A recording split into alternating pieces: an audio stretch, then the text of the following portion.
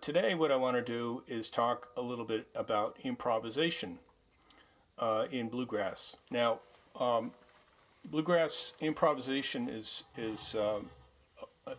very similar to improvisation in other styles of music, including jazz and klezmer.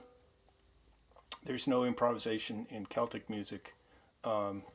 And basically, what you're going to do is you're going to play a series of notes and forms over the various different chords in a chord progression. And you have to stick within a certain grouping of notes in the scale when you're playing over that chord, which makes it a little bit tricky to learn how to do. So to that end, I'm going to teach you a cheat, which will get you started on improvisation. And then once you're comfortable using it, then you can branch out and explore some other ideas or whatever moves you. But this little cheat is called the flat run. Now, does anybody know who Lester Flatt was? Yeah, Lester Flatt was one of the founders of Flatt and Scruggs, which was a very popular bluegrass band in the late 1950s, early 1960s. And they're responsible for the theme song for the Beverly Hillbillies movie. Well, actually, I think it was a TV show. And they played together for many, many years after that. So they were quite famous. Earl Scruggs is the banjo player. You might know of him.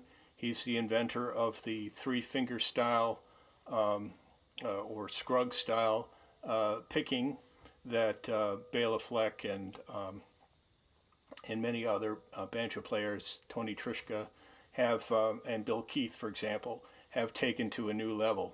But it all started with Earl Scruggs and Lester Flatt. So the flat run is really very basic.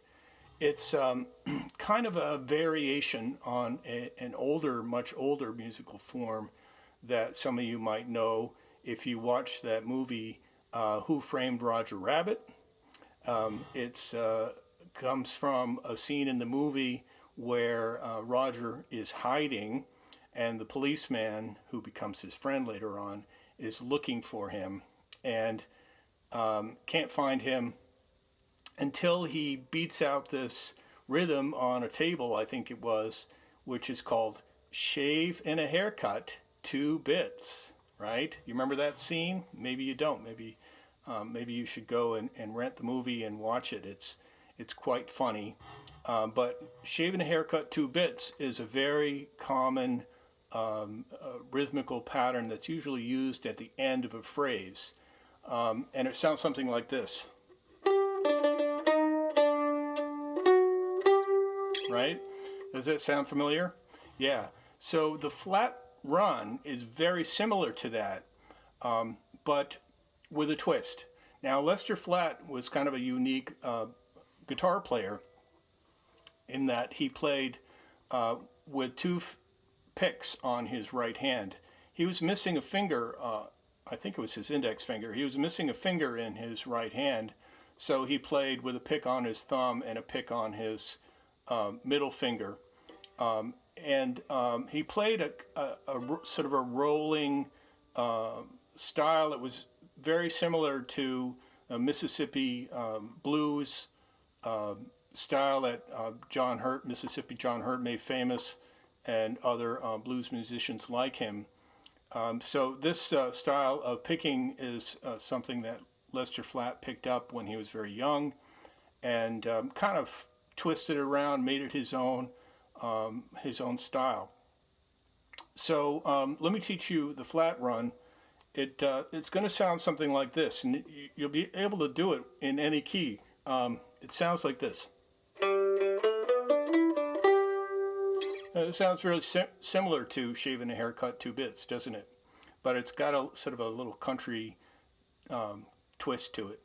Okay, so what we're going to do is we're going to play the open G, and repeat it, and then play first finger on the second fret, which is A, second finger on the fourth fret, which is B, open D, first finger on the second fret D string, which is E, back to open D, and then the G. So you're essentially playing the G major arpeggio, right? With a couple extra notes added in. So here it sounds slow. Here's what it sounds like slowly.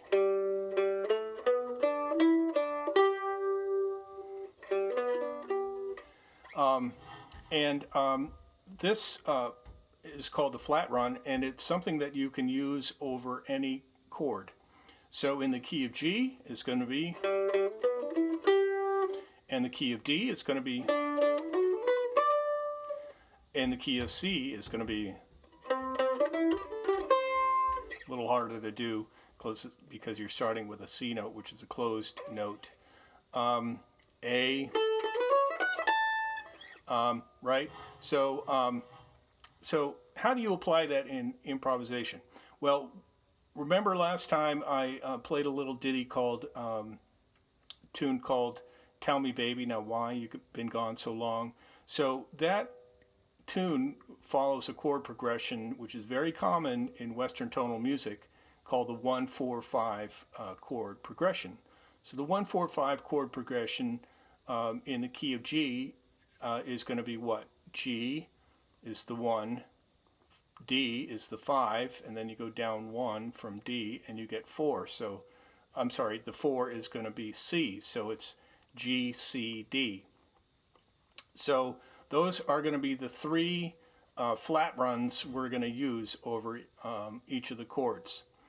So you're going to have to imagine the melody as I play the rhythm again.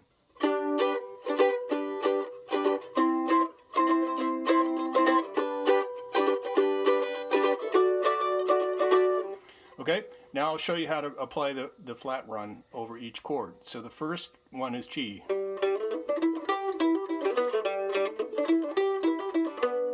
And the second one is C.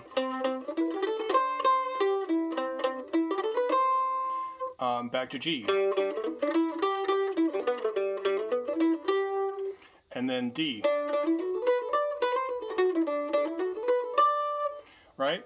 So you can imagine how, as you're going along playing that tune, how easy it would be to apply those three flat runs to the three chords in the 1-4-5 chord progression. Now, it doesn't really sound like really great improvisation, does it? But it gives you something to start with. And if you just remember that you're going to be improvising over the arpeggios in a given scale or in a given key. So, and you're going to find out which notes don't sound good and you won't play those again. And you're going to find out which notes you like, and I encourage you to play those again. So I hope this little exercise was helpful.